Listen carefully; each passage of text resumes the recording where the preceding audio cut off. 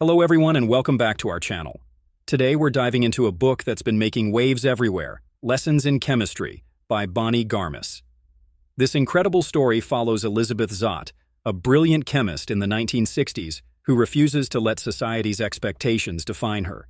If you've ever felt like you don't fit the mold or wondered what happens when science meets cooking, this book is going to blow your mind. So, grab your favorite drink, get comfortable, and let's explore this amazing story together. Our story begins in the 1960s with Elizabeth Zott, a woman who sees the world through the lens of chemistry. Picture this. While other women of her era are discussing the latest fashion trends or sharing gossip over coffee, Elizabeth is contemplating the molecular structure of caffeine and how it affects the human nervous system. She's not your typical 1960s housewife. She's a scientist who believes that cooking is just chemistry in action, and she approaches every aspect of life with the same methodical precision she would use in a laboratory. Elizabeth works at the prestigious Hastings Research Institute, where the halls echo with the footsteps of ambitious researchers and the air is thick with intellectual competition. However, despite her exceptional qualifications and sharp mind, she finds herself constantly overlooked and underestimated by her male colleagues. Imagine having a PhD in chemistry but being asked to fetch coffee for men who barely scrape through their undergraduate degrees. That's Elizabeth's daily reality. Instead of conducting groundbreaking research, she's stuck organizing lab equipment, transcribing notes, and cleaning glassware, soul-crushing tasks for a brilliant mind. The workplace dynamics at Hastings are particularly crushing. Picture a meeting room where Elizabeth presents a revolutionary idea, only to watch a male colleague repeat the same concept 10 minutes later and receive all the credit. It's not occasional oversight. It's systematic discrimination masked as professional courtesy. Despite having the same or better qualifications than her peers, she watches mediocrity rise simply because it fits the mold of what a scientist should look like. Elizabeth's life changes completely when she meets Calvin Evans, a brilliant and respected chemist at the same lab. Calvin is different. He listens. Their first conversation isn't about small talk, it's about the properties of ribosomes and protein synthesis. He recognizes her intellect and treats her as an equal. Their relationship blossoms into a partnership that's both romantic and intellectually fulfilling. Calvin doesn't just love her, he respects her. Together, they're like two perfectly matched chemical compounds, creating something more powerful than either alone. But then tragedy strikes. Calvin dies in a freak accident, just as Elizabeth feels she has finally found someone who truly sees her. She's devastated. To make matters worse, she discovers she's pregnant. In an era where single motherhood is socially catastrophic, Elizabeth now has to navigate not only the grief of losing her partner, but also the judgment of a society that sees her situation as shameful. Elizabeth gives birth to a daughter named Madeline, Mad for short, who, like her mother, is a budding scientist from the start. While other children play with toys, Mad watches bread rise with fascination. Elizabeth raises her with the same scientific clarity she brings to everything else, treating Mad as an intelligent, reasoning individual, even when discussing difficult concepts like emotions, biology, and light refraction. Despite her brilliance, Elizabeth's career suffers another blow. She loses her job at the Research Institute. Her male colleagues, threatened by her intellect, slowly push her out with bureaucratic sabotage.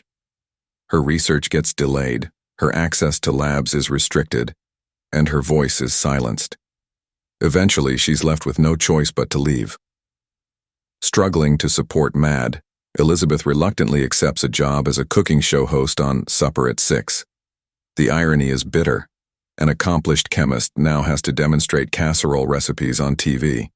The studio expects a cheerful, pearl-wearing housewife. What they get is a scientist who explains protein coagulation during omelet preparation and the Maillard reaction behind browning. Producers are horrified. Viewers, captivated. Elizabeth doesn't approach her TV role like a traditional host. She explains every step of cooking through the lens of chemistry. While the producers want smiles and homemaking advice, Elizabeth is teaching science. When she says add salt, She explains sodium chloride's impact on protein structures and neural flavor reception. Audiences, especially women, are hooked. They tune in not just to learn recipes, but to be empowered. Elizabeth doesn't just say, "You can do this." She shows them why it works. For the first time, women watching television feel spoken to as intelligent adults. They're not just learning to cook, they're learning science. And it changes them. Instead of alienating her audience, Elizabeth sparks a cultural shift. Letters pour in from women who feel seen, respected, and motivated to learn. Some start taking classes, others simply feel a new sense of worth. All of this, from a kitchen counter turned into a chemistry lab. The show's success unsettles the network. Executives push her to be more conventional, to emphasize family values over molecules. But Elizabeth refuses. To compromise would be to betray everything she stands for. She continues to challenge societal expectations, even at the risk of losing her platform. Meanwhile, Elizabeth is also navigating single motherhood. Other parents criticize her for being too scientific with Mad, but the bond between them is unique and powerful. Mad becomes her mother's staunchest supporter and intellectual companion. Together, they form a resilient duo, bound by logic, love, and mutual respect. The story's depth expands as Elizabeth's influence grows. Her lessons about chemistry become metaphors for life. Understand the elements, question the process, and never settle for less than clarity. Her refusal to conform ripples outward, encouraging viewers to challenge gender roles and societal norms. 6:30, Elizabeth's loyal dog, adds warmth and comic relief. Written as a character with thoughts of his own, 6:30 is more than a pet. He's part of the family, observing and supporting both Elizabeth and Mad with unwavering loyalty and insight. Through the lens of her show, the book explores how media can empower rather than pacify. Elizabeth proves that knowledge doesn't have to be dumbed down to be accessible. She treats her viewers as capable, and they rise to meet her expectations. As the story concludes, Elizabeth's authenticity becomes her legacy. She never stops being a scientist, even without a lab coat. Her scientific lens becomes her superpower, allowing her to educate, empower, and challenge norms in the most unlikely of arenas. Outro. The final lesson from Lessons in Chemistry. Lessons in Chemistry isn't just a novel. It's a call to courage, curiosity, and authenticity. Elizabeth Zott's journey reminds us that intelligence should never be underestimated, that science belongs to everyone, and that the power of one determined voice can ignite change in countless others. This is a story about more than chemistry.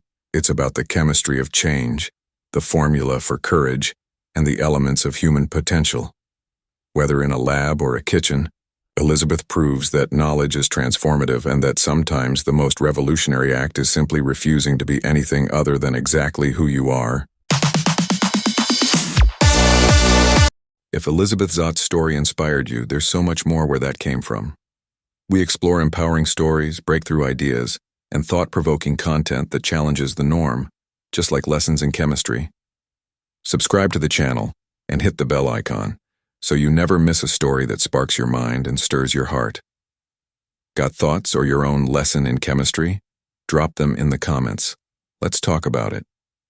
And if you love book summaries, deep dives, or stories that blend science, feminism, and resilience, this is your place.